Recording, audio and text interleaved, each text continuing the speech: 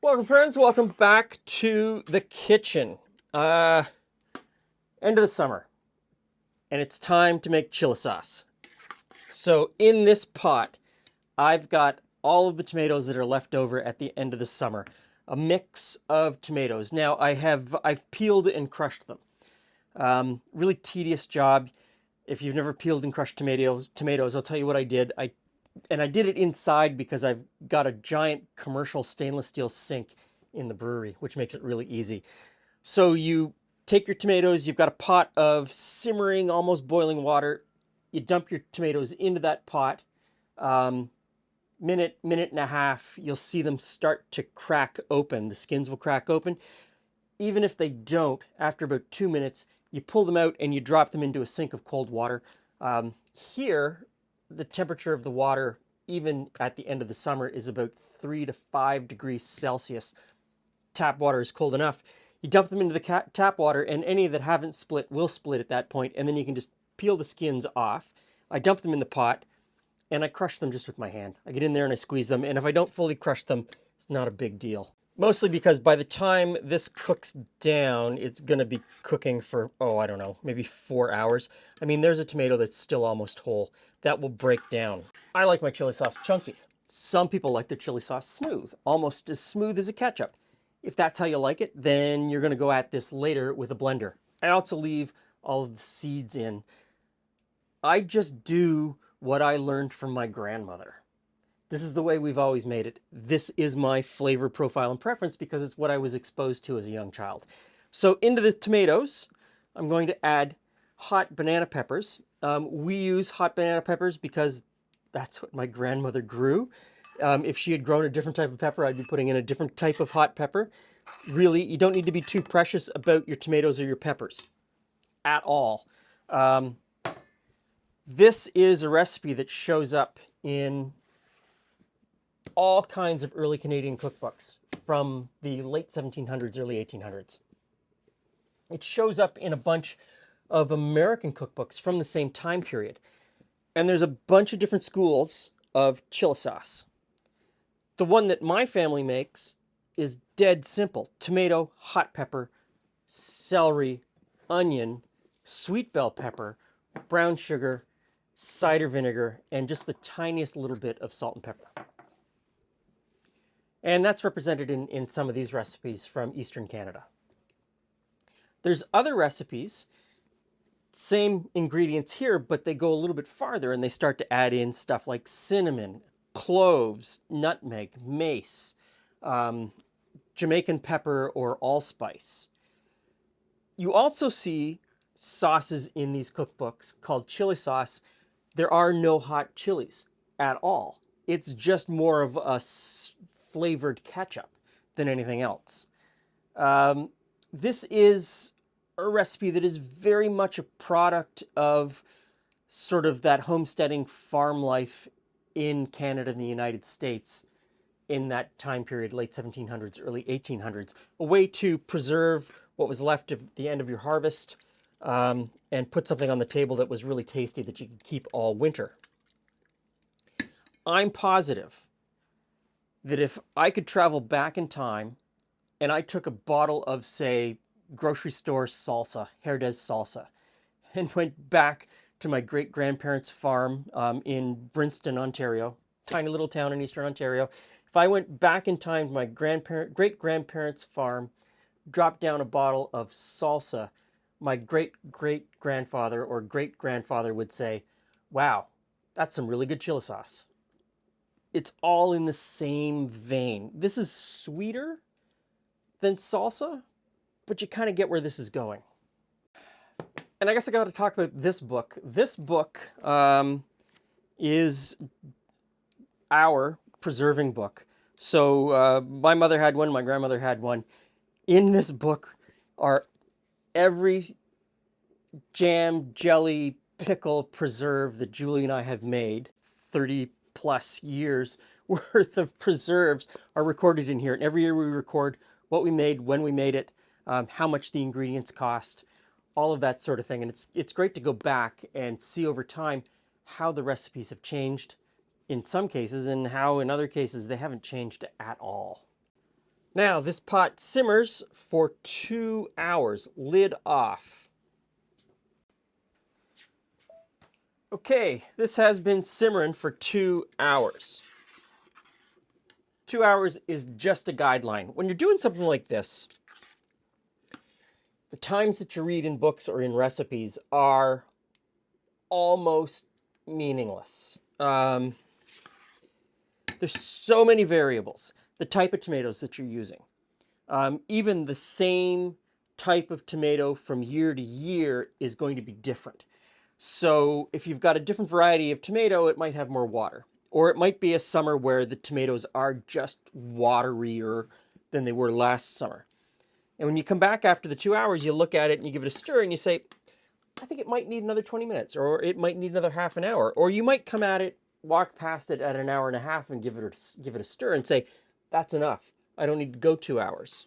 I think this year 2 hours has gotten me just about where I want to be. So in goes celery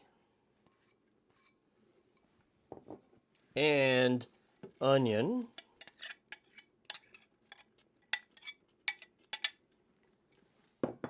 And we'll stir that in. I'm going to leave this at the same heat. I'm going to let it bubble away and simmer for another 30 to 40 minutes before we put the next ingredient in. This is looking pretty good. So now I stir in a couple of sweet peppers. Any color you like. Sometimes it's green, sometimes it's yellow, sometimes it's red or orange. I'm not terribly picky. Stir that in. And we'll let this simmer down for probably another half hour or so. Now, the next ingredient is vinegar, and I'm using apple cider vinegar, a fully pasteurized commercial apple cider vinegar. If you're a fan of unpasteurized raw apple cider vinegar because it works magic, that's fine. Don't use it in this preparation.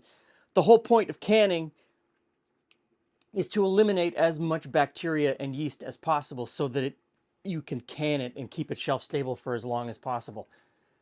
Adding a whole bunch of yeast and bacteria into the whole process is counterintuitive. Use a pasteurized vinegar. White vinegar works fine. I use apple cider vinegar when I have it. If I don't have it, I'll just use the white vinegar. You want something that's at least 5% acid by volume. Okay, we stir this in. Same temperature on the stovetop as we've had the whole time. And we'll let that simmer another half hour. Looking good. Now, in the half hour that this has been bubbling away, I've got all my canning stuff set up. Got the jars cleaned, sanitized, sterilized, ready to go. I've got my hot water bath canner just coming up to a boil. And the last few ingredients go into the pot, which is brown sugar, quite a bit of brown sugar actually. So that goes in.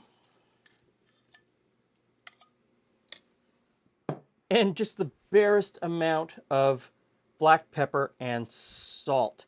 This is more sweet, tangy, sweet and sour almost, than sweet and salty or tangy and salty. So stir this in. This goes now for another 15 or 20 minutes of bubbling, just till it comes together. In that time, I will set up the rest of what I need to set up in order to put this into jars. Now, I know that this is going to come up. There's going to be people in the comment section saying, you never use a metal spoon when you're doing pickles. If this was 1520, 1640, 1780, you'd have a point. It's 2023, and the utensil that I have is stainless steel. You can use stainless steel utensils in this entire thing. It's non-reactive. Nothing reacts with it. It's fine. That whole saying comes from so far long ago, long before stainless steel, when you would use wooden spoons for all of this because it was non-reactive to the acids and so on and so forth. Using a metal spoon, a metal utensil today, stainless steel is fine.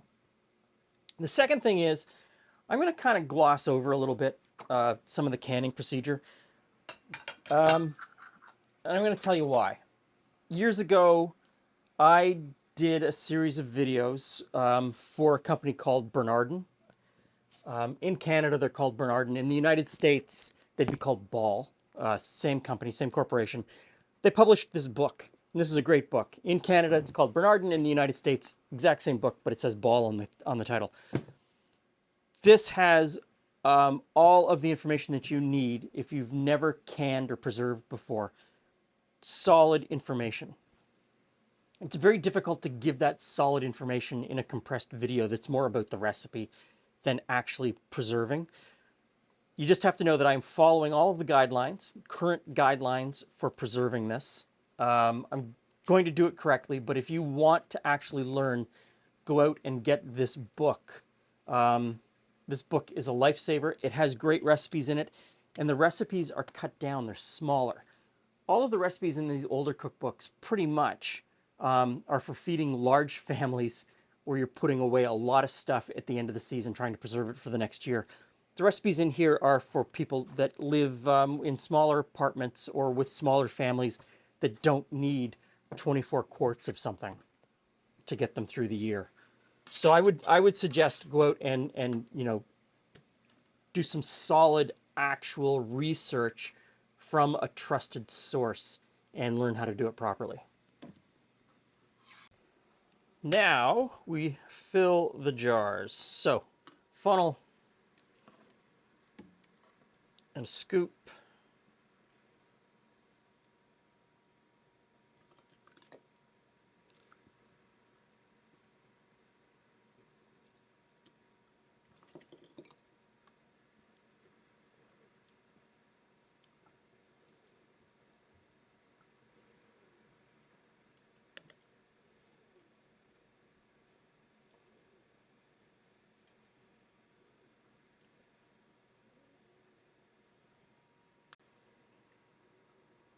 Lid and a ring.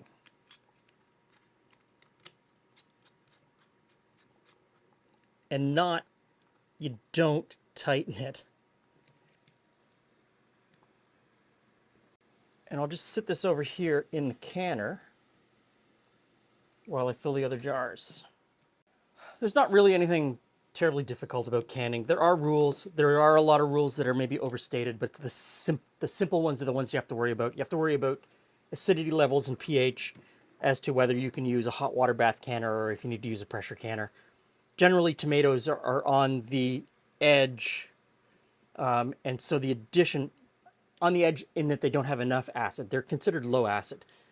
And so you have to add an extra acid, which is where that vinegar comes in. But you want the vinegar for the tang in this recipe anyway.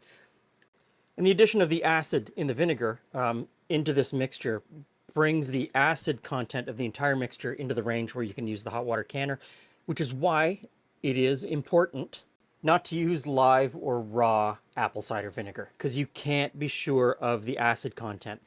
The other thing is the headspace. Generally for this type of preserve, you want about a 1/2 inch of headspace. The level between the liquid and the top of the rim. Last jar into the canner, and then I lower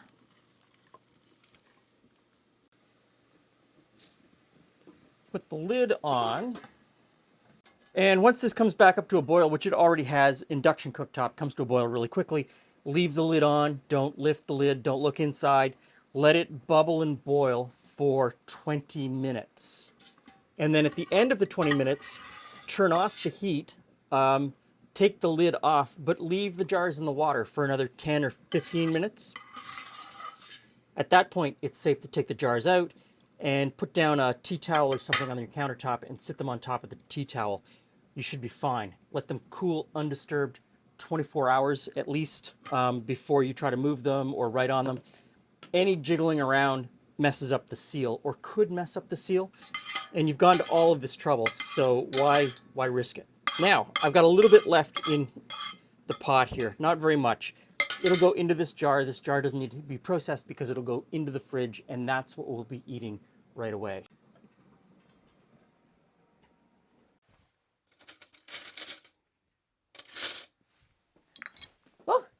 Hey, Glenn. Hey, Jules. Hey, friends. You've had a busy day, clearly. Chili sauce. Okay, so this is A the fall part, classic. this is the part jar that doesn't get processed and goes right in the fridge. So Ha! I love I love that smell. chili sauce. I really love that smell.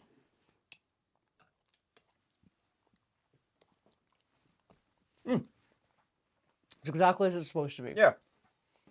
Tangy, sweet, sort of sour, sweet.